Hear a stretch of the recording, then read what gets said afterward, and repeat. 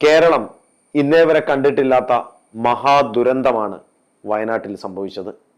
ഓരോ മലയാളിയും മറക്കാത്ത ഒരു വലിയ ദുരന്തം. രാജ്യത്തെ തന്നെ ദേശീയ ദുരന്തങ്ങളിൽ ഒന്നായി വയനാട് ചരിത്രത്തിൽ മാറുക തന്നെ ചെയ്യും. എത്ര പേർ മരണപ്പെട്ടു എന്ന് കൃത്യമായ ധാരണ ഇപ്പോഴുമില്ല. തിരച്ചിലിൽ സൈന്യവും കേരളത്തിന്റെ പല സംവിധാനങ്ങളും പല സംഘടനയിൽപ്പെട്ട ആളുകളുമെല്ലാം ഊർജിതമായി തന്നെ മുന്നോട്ട് പോവുകയാണ്. ഇത് തന്നെയാണ് ഏറ്റവും വലിയ ആശ്വാസവും. അവിടെ നിന്ന് വരുന്ന വാർത്തകൾ അത്ര നന്നല്ല. ഓരോ അനുഭവങ്ങൾ മലയാളി കേൾക്കുമ്പോഴും നെഞ്ചുരുകുകയാണ്. വയനാടിനൊപ്പം നിൽക്കാം എന്ന ഹാഷ്ടാഗോട് കൂടിയുള്ള പല സോഷ്യൽ മീഡിയ പ്രചരണങ്ങളും വലിയ സ്വീകാര്യത ലഭിക്കുന്നുണ്ട്. ഈ ദുരന്തം നടന്ന വയനാട്ടിലെ ദുരിതാശ്വാസ ക്യാമ്പുകൾ നമ്മുടെ മുഖ്യമന്ത്രി ശ്രീ പിണറായി വിജയൻ സന്ദർശിച്ചിരുന്നു. ഒപ്പം വയനാടിന്റെ MP ആയ രാഹുൽ ഗാന്ധിയും അദ്ദേഹത്തിന്റെ സഹോദരിയായ പ്രിയങ്ക ഗാന്ധിയും ബെയിലി പാലത്തിനുമപ്പുറവും ദുരന്ത സ്ഥലം സന്ദർശിച്ചിരുന്നു. ഇപ്പോൾ ഇതാ മലയാളത്തിന്റെ സൂപ്പർ സ്റ്റാറായ ലഫ്റ്റനന്റ് കേണൽ മോഹൻലാലും സന്ദർശനത്തിലെത്തി. അവിടെ സൈന്യത്തിനോടൊപ്പം താനുമുണ്ട് എന്ന് മോഹൻലാൽ തെളിയിച്ചു.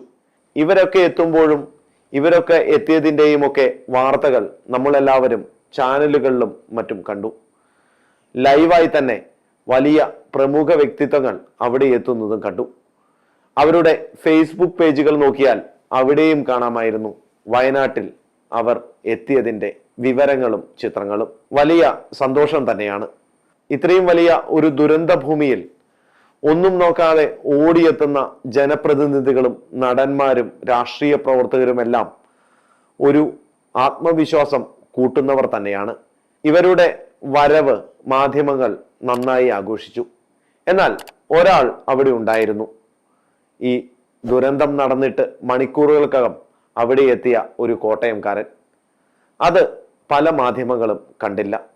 അദ്ദേഹം ഈ കോട്ടയംകാരൻ ഫേസ്ബുക്കിലും ഒരു പോസ്റ്റ് പോലും ഇട്ടുമില്ല. കേന്ദ്രത്തിലെ സഹമന്ത്രിയായ കോട്ടയംകാരനായ ജോർജ് കുര്യൻ എന്ന ആളാണത്. ഈ മഹാദുരന്തം നടന്നതിന് ശേഷം കേന്ദ്രം ഇവിടുത്തെ പ്രവർത്തനങ്ങൾ ഏകോപിപ്പിക്കുവാൻ നിർദ്ദേശിച്ചത് ജോർജ് കുര്യനെ തന്നെയായിരുന്നു. അദ്ദേഹം ഒന്നും നോക്കാതെ വയനാട്ടിൽ പാഞ്ഞെത്തി. പലരും ക്ലൈമറ്റും കാര്യങ്ങളും ഒക്കെ നോക്കുന്നത് നമ്മൾ കണ്ടു. പക്ഷേ അതൊന്നും നമ്മുടെ കേന്ദ്ര സഹമന്ത്രി നോക്കിയില്ല. അവിടെ അദ്ദേഹത്തിന്റെ ഒരു പ്രധാന ടാർഗറ്റ് ബെയിലി പാലമായിരുന്നു. ആ പാലം പൂർത്തിയായതിനു ശേഷമാണ് രക്ഷാപ്രവർത്തനങ്ങൾ ഊർജിതമായതും മറ്റ് രക്ഷാപ്രവർത്തകർക്ക് ഈ സംഭവ സ്ഥലം നടന്ന സ്ഥലത്തേക്ക് എത്താൻ സാധിച്ചതും. അവിടെ വലിയ പ്രമുഖർ എത്തുമ്പോഴും ജോർജ് കുര്യൻ അവിടെ തന്നെ നിൽക്കുന്നുണ്ടായിരുന്നു. ഒരു 100 രൂപയുടെ റെയിൻകോട്ടും ഇട്ട്. എങ്ങനെ ചിന്തിക്കാനാവും ഒരു കേന്ദ്ര സഹമന്ത്രിയുടെ ഇരിപ്പ്? ഉറക്കമുളച്ചും കാര്യങ്ങൾ ഏകോപിപ്പിച്ചും ജോർജ് കുര്യൻ തന്റെ ഉത്തരവാദിത്തം കൃത്യതയോടുകൂടി നിർവഹിച്ചു. എന്നിട്ട് കേന്ദ്രത്തിൽ നിന്നും നിർദ്ദേശം വന്നു ഡൽഹിയിലേക്ക് തിരിച്ചെത്താൻ. അദ്ദേഹം തിരിച്ചും പോയി.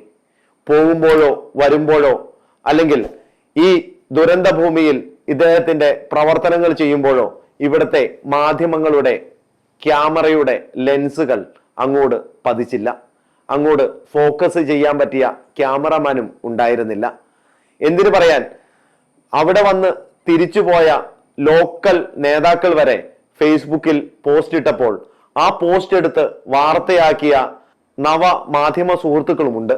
ഇവരാരും ഈ 100 രൂപയുടെ റെയിൻകോട്ടും ഇട്ട് നിന്ന ജോർജ് കുര്യനെ കണ്ടില്ല.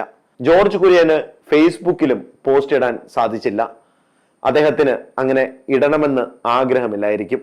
ദുരന്ത ഭൂമിയാണ്, അവിടെ പ്രവർത്തനങ്ങൾക്കായാണ് താൻ വന്നത് എന്നുള്ള ധാരണ അദ്ദേഹത്തിനുണ്ട്. അദ്ദേഹത്തെ എന്തുകൊണ്ട് കേന്ദ്രം ഇത്തരം പ്രവർത്തനത്തിലേക്ക് നിർദ്ദേശിച്ചു എന്നുള്ളതിനും ഒരു കഥയുണ്ട്. ഇദ്ദേഹം ഒരു മലയോര കർഷകനാണ്. അതുകൊണ്ട് തന്നെ മലയോര കർഷകൻ നേരിടുന്ന പല വിഷമങ്ങളും ജോർജ് കുര്യൻ എന്ന BJPയുടെ സഹമന്ത്രിക്കറിയാം.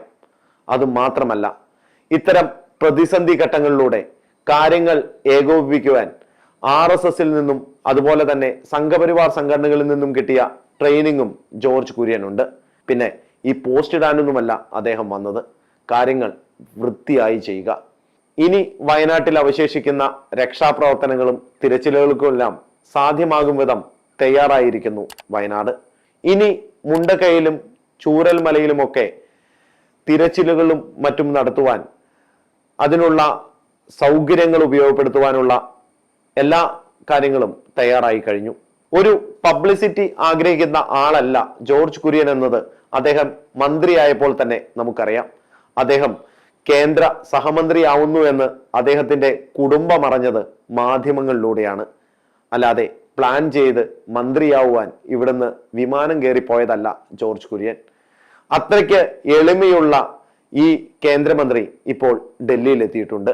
ഇവിടെ ലൈവായി വാർത്തകൾ ചെയ്യുന്ന പല മാധ്യമ സ്ഥാപനങ്ങളുമുണ്ട്. ആ മാധ്യമ സ്ഥാപനത്തിന്റെ സ്റ്റുഡിയോ ഫ്ലോറിൽ ഇരുന്നു കൊണ്ട് പല സെലിബ്രിറ്റി ആങ്കർമാരും മണിക്കൂറുകളിൽ 10 പ്രാവശ്യമെങ്കിലും പറയുന്ന ഒരു വാക്കുണ്ട്: രാഷ്ട്രീയവും മതവും ഒക്കെ മറന്ന് രക്ഷാപ്രവർത്തനത്തിൽ ഊർജ്ജസ്വലമായി പ്രവർത്തിക്കുന്നവരാണ് എല്ലാ മലയാളികളുമെന്ന് ഉറക്കെ പറയുന്ന ഈ സെലിബ്രിറ്റികൾ ഒരു കാര്യം പറയുവാൻ മറന്നു: ജോർജ് കുര്യൻ എന്ന പേര്. ഇവിടെയും രാഷ്ട്രീയം കണ്ടെത്തുന്ന എൻ്റെ എല്ലാ മാധ്യമ സുഹൃത്തുക്കൾക്കും നല്ല നമസ്കാരം പറഞ്ഞുകൊണ്ട് നന്ദി, നമസ്കാരം.